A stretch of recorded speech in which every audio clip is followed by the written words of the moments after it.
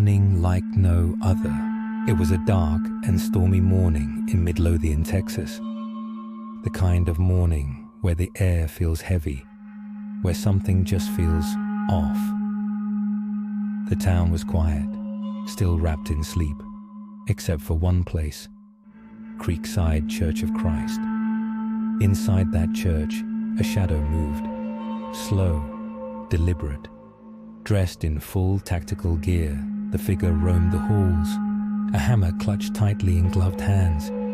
The sound of their boots echoed eerily against the tile floors. And then they stopped. They were waiting. Missy Bevers, a beloved fitness instructor, was starting her morning the way she always did, arriving early to set up for her 5 a.m. Camp Gladiator boot camp. She had done this 100 times before, but this time, something was different. The shadow lurking inside. At 4:20 a.m., she pulled into the parking lot, completely unaware that someone was already inside, watching, waiting. The rain tapped against her windshield as she gathered her equipment. She walked toward the church doors, her mind likely focused on the workout ahead. She had no idea she was walking straight into a nightmare. The surveillance footage captured it all.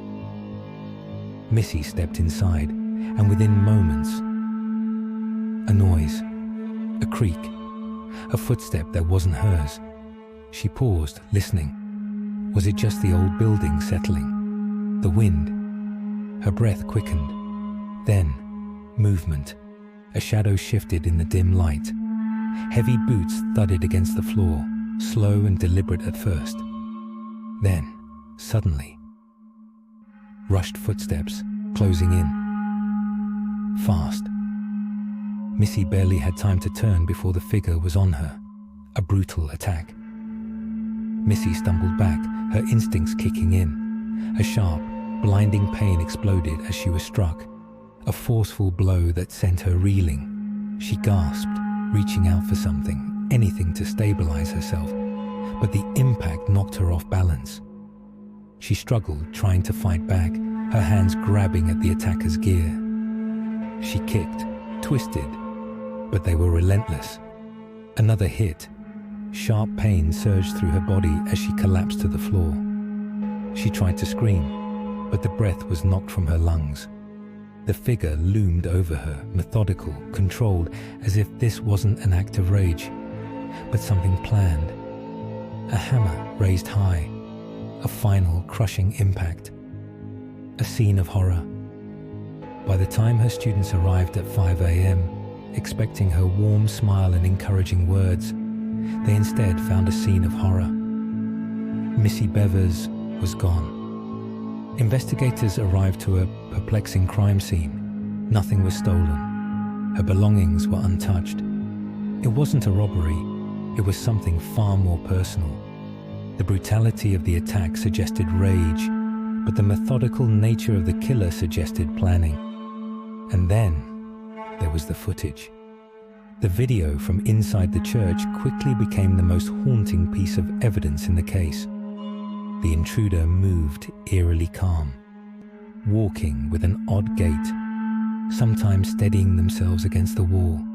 They didn't appear rushed. They weren't panicked. It was as if they knew exactly what they were doing. And then there was the detail that sent shivers down the spine of everyone who watched the tape.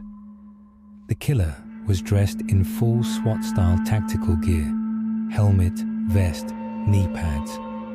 They looked like law enforcement, but they weren't. Theories and unanswered questions. So who were they? And why did they kill Missy Bevers? As investigators combed through leads, eerie details began to surface. Missy had been receiving strange messages on LinkedIn from an unknown man in the days leading up to her murder. Could this have been a stalker? An obsessed admirer turned violent? And then there was the mysterious car.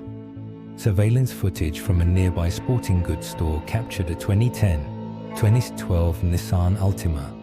driving around the parking lot in the early hours before the murder. The driver? Still unidentified. The connection to Missy? Unknown. But the timing? Too coincidental to ignore. As the weeks turned into months, theories began to spiral. Some believed it was someone close to Missy, someone with a grudge, someone she knew. Others suspected a hit.